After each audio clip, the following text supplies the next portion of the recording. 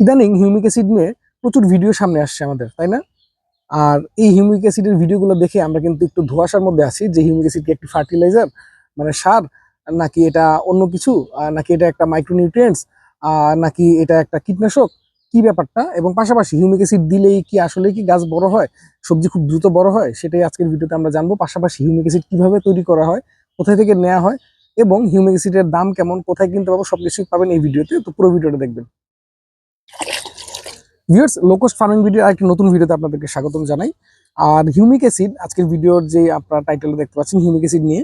তো humic acid, যখন acid আমরা শুনতে পাই তখন কিন্তু আমাদের মনের মধ্যে একটা নেগেটিভ একটা সেন্স কাজ করে যে অ্যাসিড অ্যাসিড মানেই তো ক্ষতিকর, যেটা হলো যে গায়ে লাগলে জ্বলে যাবে, পুড়ে যাবে, এই ধরনের কিছু, তাই না? তবে এই হিউমিক অ্যাসিড এটা কিন্তু সেই ধরনের কোনো অ্যাসিড নয়, বরং এটা একটা উপকারী অ্যাসিড, যেটা হলো একটা প্রাকৃতিক উপাদান। আর এবং এটা প্রকৃতি থেকে কিন্তু সংগ্রহ করা হয়ে থাকে, যদিও আমরা প্যাকেটজাত হিসেবে কিনতে পাই, তবে এটা আসলে কিন্তু প্রাকৃতিক। প্রথম প্রশ্নটা হলো যে হিউমিক অ্যাসিড কি? এটা কি আসলে একটা ফার্টিলাইজার, নাকি এটা কীটনাশক, নাকি অন্য কোনো উপাদান?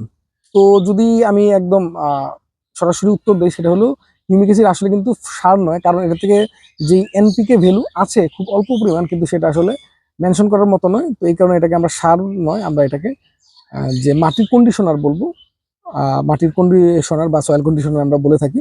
হিউমিক অ্যাসিডটা তো আমরা যেহেতু দানাদার ফর্মে পাই, তো এটা কিভাবে সংগ্রহ করা হয়ে থাকে? আমি প্রথমেই বলেছিলাম যে এটা একটা প্রাকৃতিক উপাদান। তো এটা হলো মূলত লিওনার্ডাইট নামে একটি উপাদান, যেটা হলো আসলে কয়লাই, মানে এটার মধ্যে খুব বেশি কনসেন্ট্রেশন খুব বেশি থাকে এই হিউমিক অ্যাসিডের, সেই কারণে এটা থেকে মূলত সংগ্রহ করা হয়ে থাকে। পাশাপাশি কয়লা থেকে কিন্তু হিউমিক অ্যাসিড পাওয়া যায়। এবং যে পিট পিট বলতে যে গাছের, ধরুন গাছ পচে গিয়ে যে ন্যাচারাল যেই উপাদানটা তৈরি হয়, মানে অনেক বছর ধরে, সেটার মধ্যে কিন্তু পাওয়া যায়। আর এই হিউমিক অ্যাসিড যেটা যেটা বলছিলাম যে কয়লা, আপনারা জানেন কয়লা প্লাস হলো লিওনার্ডাইট, যেটা এগুলো কিন্তু হাজার বছরের প্রসেস, মানে হাজার বছর ধরে যে অর্গানিক ম্যাটারগুলো আছে, গাছ হতে পারে, বিভিন্ন ধরনের প্রাণী হতে পারে, এগুলা যখন মাটির নিচে থেকে যে মাটির তাপে চাপে ওই কয়লায় বা লিওনার্ডাইটে পরিণত হয়, তখনই কিন্তু সেখান থেকে এটাকে উত্তোলন করে সেখান থেকে এই হিউমিক অ্যাসিডটা এক্সট্রাক্ট করা হয়ে থাকে।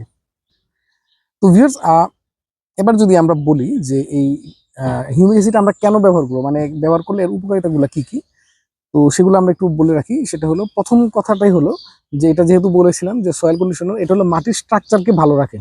মাটির স্ট্রাকচারকে ভালো রাখে বলতে যে মাটির যেই গঠনটা, অনেক সময় হয় কি যে অতি সার ব্যবহার, অতি কীটনাশক ব্যবহার বা ভূমি ক্ষয়ের ফলে মাটির কিন্তু নষ্ট হয়ে যায়, মাটির যেই পুষ্টিগুণ থাকে সেগুলো নষ্ট হয়ে যায়। তো এই হিউমিক অ্যাসিড যেটা করে যে মাটির স্ট্রাকচারটাকে উন্নত করে, ভালো রাখে। এবং যে অনেক সময় দেখা যায় মাটি খুব শক্ত হয়ে যায়, বা অনেক সময় মাটি খুব আঠালো হয়ে যায়, এই টাইপের যে কন্ডিশনটা, মানে সেটা কিন্তু আসলে কোনোটাই ভালো নয় আমাদের শাকসবজির জন্য। যেটা ভালো যে বেলে দোআঁশ মাটি, যে একটা স্ট্যান্ডার্ড যে মাটি, সেটা গঠনটা ঠিক রাখার জন্য এই হিউমিক অ্যাসিডটা কাজ করে। পাশাপাশি এই হিউমিক অ্যাসিডটা মাটির যেই ক্ষারতা বলুন বা অম্লতা, দুটাই কিন্তু যদি খুব বেশি হয়ে যায় সেটা কিন্তু ভালো নয়। তো সেটার মধ্যে এই কন্ডিশনটা ঠিক রাখে, মানে দুটার মধ্যে ব্যালেন্সটা ঠিক রাখে। তো যেটা হলো আমাদের জন্য খুবই গুরুত্বপূর্ণ। আর তারপর যদি বলি, এটা হলো পানি ধরে রাখতে সহায়তা করে মাটির মধ্যে। যে এটা মূলত পানির মধ্যে একটু স্পঞ্জের মতো কাজ করে। আবার এমন নয় যে পানি ধরে রেখে গাছকে নষ্ট করে ফেলবে, যে মাটির স্ট্রাকচারটাকে এমন ভাবে রাখে, একটা মাটির কণার সাথে আরেকটা মাটিকে ধরে রাখে, এবং পাশাপাশি পানিটাকেও ধরে রাখে। এর ফলে মাটির গাছ কিন্তু সেখান থেকে মানে দীর্ঘদিন ধরে পানি সংগ্রহ করতে পারে। আর এরপর যদি বলি, একটা খুব গুরুত্বপূর্ণ যে কাজটা, যেটার কারণে আমরা বলছি যে সবজি বলুন বা গাছ খুব দ্রুত বড় হয়, সেটা হলো যে গাছের খাদ্য গ্রহণে সহায়তা করে। ধরুন মাটির মধ্যে প্রচুর পরিমাণে পুষ্টিগুণ আছে, তো সেটা কিন্তু গাছ সহজে গ্রহণ করতে পারে না। আমি যদি একটু ভেঙে, মানে একটু উদাহরণ দিয়ে বুঝাই, যেটা হলো ধরুন আপনার সামনে চাল, ডাল, তেল, লবণ, আলু টালু সবকিছু রেখে দেওয়া হলো, বলা হলো আপনাকে সেটা খেতে, তো আপনি কিন্তু এটা খেতে কিন্তু খুব একটা স্বাচ্ছন্দ্য বোধ করবেন না। মনে করুন আপনি কোথায় গিয়েছেন, আপনি রান্না বান্না জানেন না, আপনি এটা কিন্তু খেতে খুব একটা স্বাচ্ছন্দ্য বোধ করবেন না। যেটা হলো তখন আপনার এটাকে রান্না করে খিচুড়ি তৈরি করতে হবে। সেই কাজটাই করে দিচ্ছে হিউমিক অ্যাসিড। সেটা হলো যে সকল পুষ্টিগুণগুলোকে সে একসাথে করে গাছের জন্য আহ তৈরি করে দিচ্ছে, এবং গাছ সেটাকে গ্রহণ করতেছে। তো এই জন্যই বলা হচ্ছে যে এটা গাছকে খাদ্য গ্রহণে সহায়তা করে। এবং যখন মাটি থেকে গাছ খাদ্য গ্রহণের মানে সহায়তা পাবে, মানে প্রচুর খাদ্য গ্রহণ করতে পারবে, তখন স্বাভাবিকভাবে সে তার গ্রোথটা অনেক ভালো হবে। সবজি বলুন, শাক বলুন, সব ধরনের যেই ফসলগুলো আমরা পাই, সেগুলোতে কিন্তু খুব ভালো মানে ফলন আমরা পাবো। আর আরেকটা হলো যে গাছের যে শেকড়, শেকড় বৃদ্ধিতে এটা খুব ভালো কাজ করে।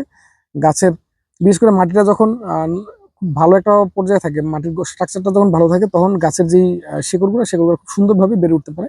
পাশাপাশি শেকড়ের মধ্যে আমরা যে গাছের যে চুলের মতো মানে শেকড়ের মধ্যে চুলের মতো যেই ছোট ছোট শেকড়গুলো পাই, যে অংশগুলো পাই, সেটা বৃদ্ধিতে সহায়তা করে, যার কারণে গাছটা মাটি থেকে পানি এবং যে খাদ্য সেটা গ্রহণ করতে তার জন্য সুবিধা হয়।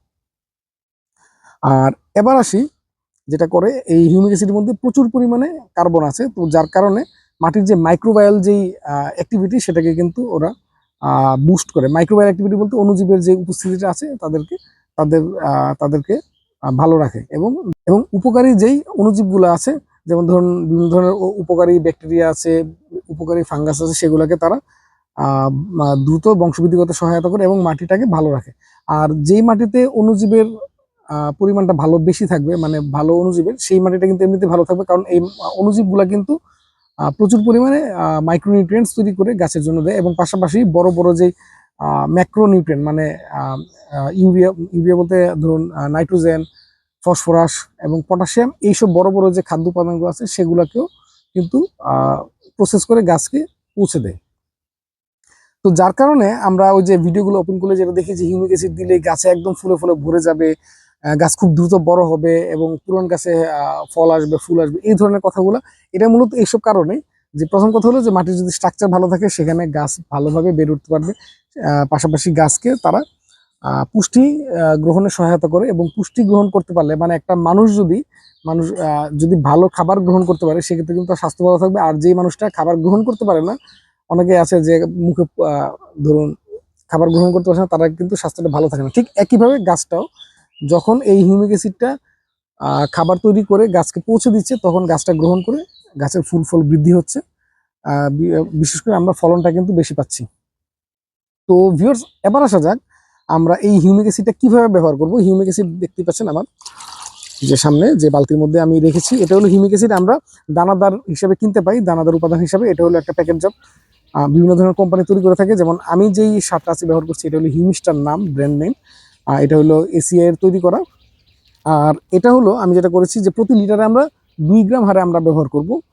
তো এর এটা যেহেতু প্রাকৃতিক উপাদান, এটা কিন্তু খুব বেশি কম বেশি হলে কোনো সমস্যা নেই। তো এই 2 গ্রাম করে আমরা ব্যবহার করবো। তো আমার এখানে যে বালতিটা আছে এটাতে 7.5 লিটারের মতো পানি আছে, মানে 8 লিটার তো একটু কম আছে, তার মানে 7.5 লিটার।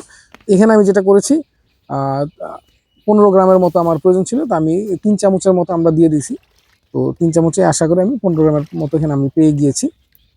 এবং আর এটা খুব ওয়াটার সলিউবল, মানে পানিতে মেশানোর সাথে সাথে কিন্তু একদম সাথে সাথে গলে যাবে। দেখবেন পরের সেকেন্ড থেকে পানিটার কালার চেঞ্জ হওয়া শুরু হয়েছে, এবং আস্তে আস্তে যখন গলে যাবে একদম একটু লাস্টের দিকে একটু দানা দানা থাকে, তো সেটা যখন গলে যাবে পানিটা দেখবেন একদম ঘন কালো মনে হবে, যদিও একটু ব্রাউন টাইপের কালো।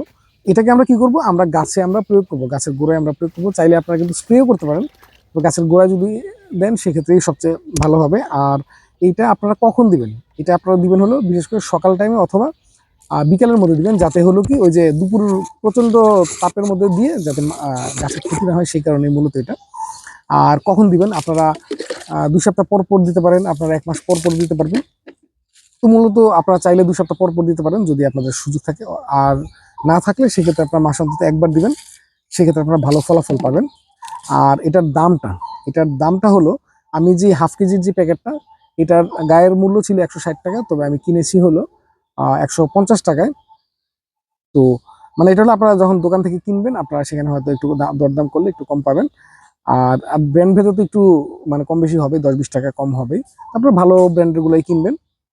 আর কিনতে পাবেন হলো যারা সার বিক্রি করে, কীটনাশক বিক্রি করে, ওই ধরনের দোকানগুলোতে আপনারা কিনতে পাবেন। তো আপনারা গিয়ে বলবেন হিউমিক অ্যাসিড। অনেকে হয়তো দোকানদার অনেক সময় এই জেনেরিক নামটা মনে থাকে না, তখন আপনারা ওই যে ব্র্যান্ড নেই হিউমিস্টার বা বিভিন্ন ধরনের নাম আছে, আমি একটু স্ক্রিনে দিয়ে দিচ্ছি, আপনারা দেখে নিতে পারেন, যেটা আপনাদের পছন্দ সেটা কিনে নেবেন। আচ্ছা, আর এই হলো আজকে মানে মূলত হিউমিক অ্যাসিড নিয়ে।